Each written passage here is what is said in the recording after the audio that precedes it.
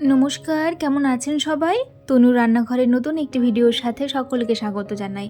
আজ আমি দেখাবো চালতার আচার। তো চালটাটাকে আমি খুব ভালো করে সাবধানে ছাড়িয়ে নিয়েছি লেয়ার বাই লেয়ার। এইরকম করে ছাড়ানোর পরে কিন্তু এইভাবে সরু সরু করে স্লাইস করে কেটে নেওয়ার মতন করে আমি কেটে নিয়েছি।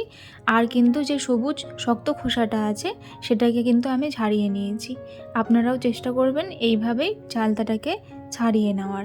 আর যদি কিভাবে আমি চালতাটা কেটেছি সেটা যদি না বুঝতে পারেন, আমার শর্টসে চালতা কাটার ভিডিও দেওয়া আছে, দেখে নেবেন আপনারা।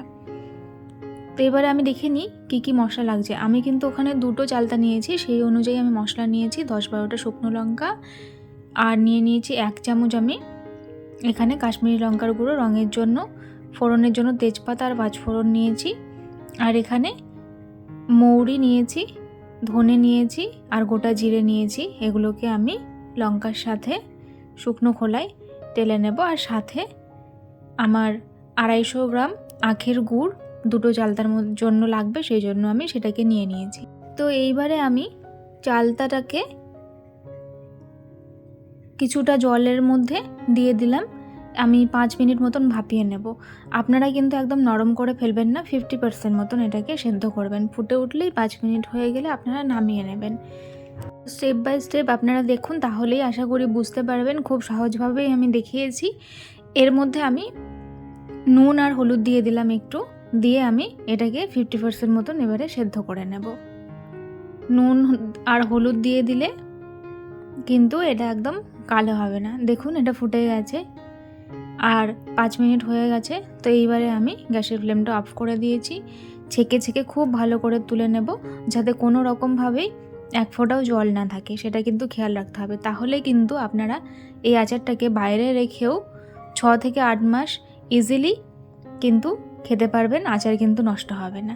তো তারপরে আমি এখানে কড়াইয়ের মধ্যে শুকনো লঙ্কা, মৌরি, ধনে আর জিরেটাকে দিয়ে দিলাম। এটাকে আমি শুকনো খোলায় কিছুক্ষণ ভেজে নেব। সুন্দর গন্ধ আসলেই কিন্তু আমাদের ভাজাটা রেডি হয়ে যাবে।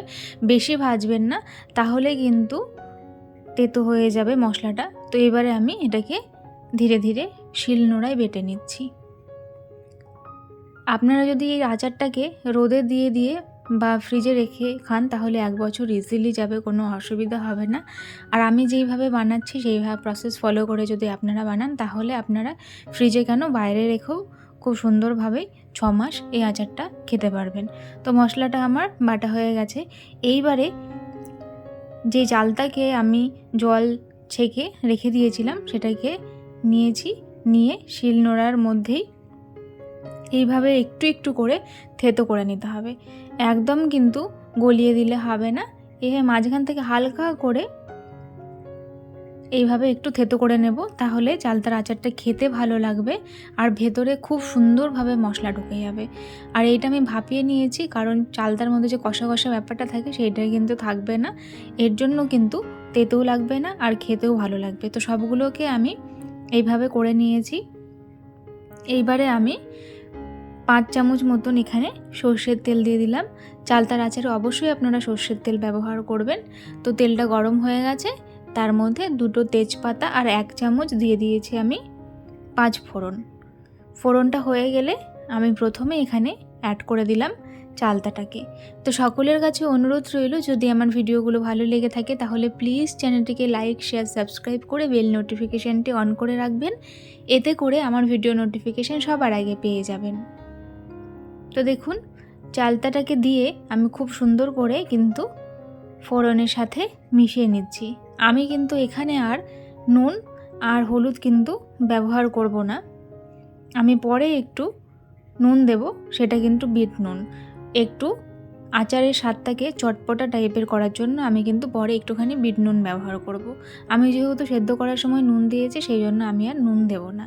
তো এই পর্যায়ে 2 থেকে 4 মিনিট মতন চালতাটাকে তেলের সাথে ভেজে নেওয়ার পরে আমি এখানে যে 250 গ্রাম আখের গুড় নিয়েছিলাম সেটাকে দিয়ে দিলাম। তারপরে আমি কালারের জন্য নিয়েছিলাম কাশ্মীরি লঙ্কার গুঁড়ো 1.5 চামচ মতন, সেটাও আমি এখানে অ্যাড করে দিলাম।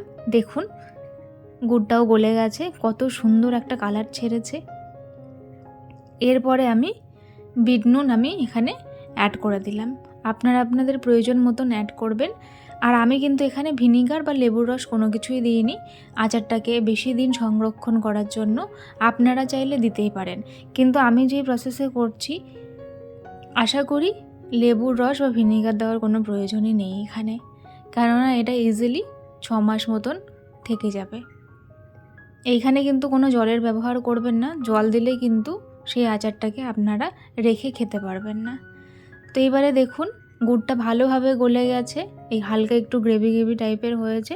ভালো করে আমি নাড়াচাড়া করে নিচ্ছি। এই সময় আরও কিছুক্ষণ আমি ভালো করে এটাকে রান্না করে নিয়েছি। তারপরে 3 চামচ মতন আমি দিয়ে দিলাম যে গুঁড়ো মশলাটা বানালাম আচারের, সেই মশলাটা। মশলা দেওয়ার পরে আমি খুব সুন্দর করে আবারও মিশিয়ে নিচ্ছি। এই আচারটাকে কিন্তু একদম আপনারা শুকিয়ে দেবেন না, এই পর্যায়ে কিন্তু এটা রেডি হয়ে গেছে। এরকম অবস্থাতেই নামিয়ে নেবেন। অবশ্যই আচারকে কাঁচের জারে রাখবেন, আর কাঁচের জারটা ভালো করে পরিষ্কার করে ধুয়ে মুছে নেবেন যাতে কোনো রকম জল না থাকে। তো আচারটা ঠান্ডা হয়ে যাবার পরে আমি এবারে কাঁচের একটা জারের মধ্যে এটাকে তুলে নিচ্ছি। তো কেমন লাগলো আজকের রেসিপি অবশ্যই জানাবেন। যদি ভালো লেগে থাকে তাহলে অবশ্যই ট্রাই করবেন। আজ তবে চলি, দেখা হবে আরেকদিন আরেকটি ভিডিওর সাথে। ধন্যবাদ।